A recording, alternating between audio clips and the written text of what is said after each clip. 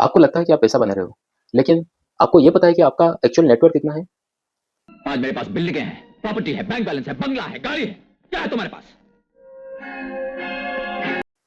मैंने भी जब कैलकुलेट किया तो रिजल्ट बहुत अनएक्सपेक्टेड था। प्रॉब्लम क्या था?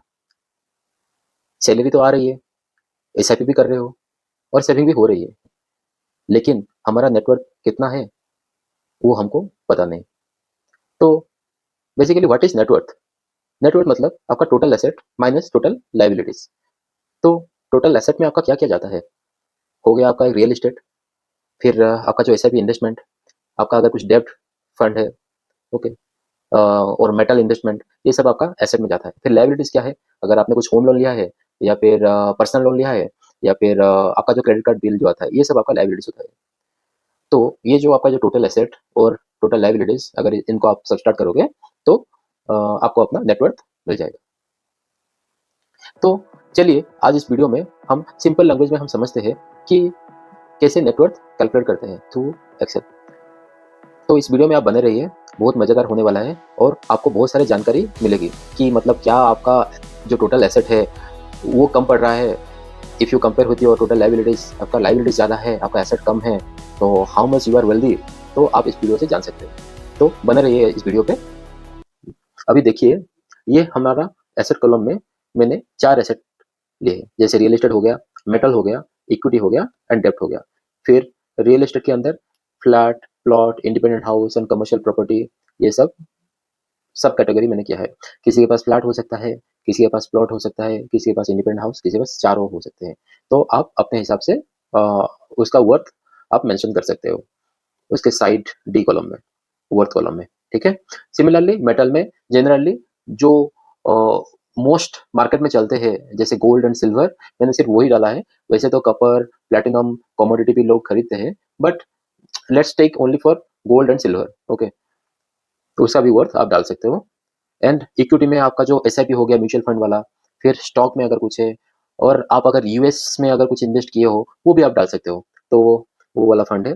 फिर डेब्ट में emergency fund, generally people are keeping emergency fund if अगर आगे जाके कुछ ले ऑफ होता है या फिर मार्केट क्रैश करते हैं, तो for that part we should have some emergency fund जिसको हम अपॉर्चुनिटी फंड बोलते हैं, ठीक है। तो इमरजेंसी फंड भी होते हैं, ईपीएफ, और होना भी चाहिए।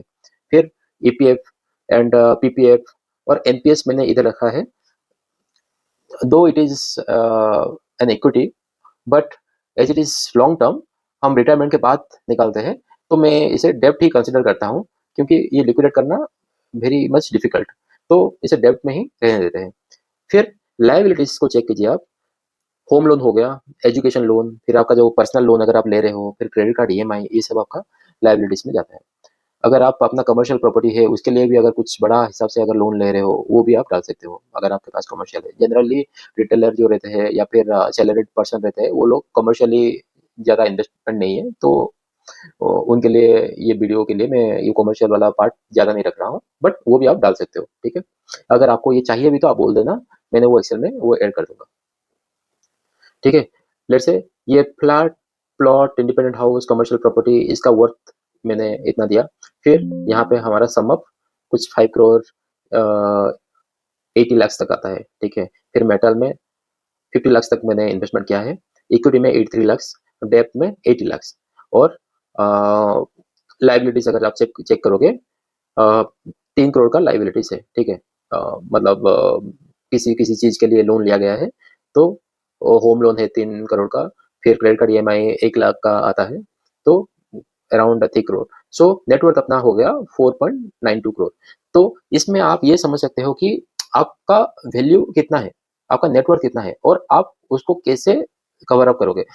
अगर आप इधर देख रहे हो कि आपका होम लोन इधर है, और इसका भी अगर आप ईएमआई अगर चेक करोगे, ये तो सिर्फ होम लोन है, और ईएमआई भी अ, उसके ऊपर जो ईएमआई जाता है वो भी आप चेक करोगे तो वो भी बहुत ज़्यादा हो सकता है, वो भी लायबिलिटीज में ही जाएगा, ठीक है। तो अगर आप ये सब चीज़ अगर चेक करोगे, तो या for this kind of thing asset आपका ज़्यादा है, मीन्स अराउंड 7 करोड़ तक है।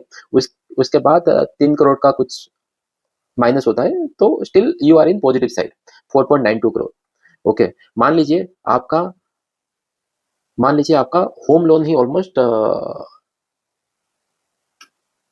5 करोड़ के आसपास है और ईएमआई आपका ऑलमोस्ट 10 लाख तक आता है, ठीक है। देखिए 2.83 crore which is very much less compare to your previous net worth, okay. तो इसके हिसाब से आप अगर कैलकुलेट करोगे, ओके, तो आप अपना जो सेविंग उसके हिसाब से बढ़ा सकते हो, ठीक है, और लायबिलिटीज को भी कम करने की कोशिश कर सकते हो।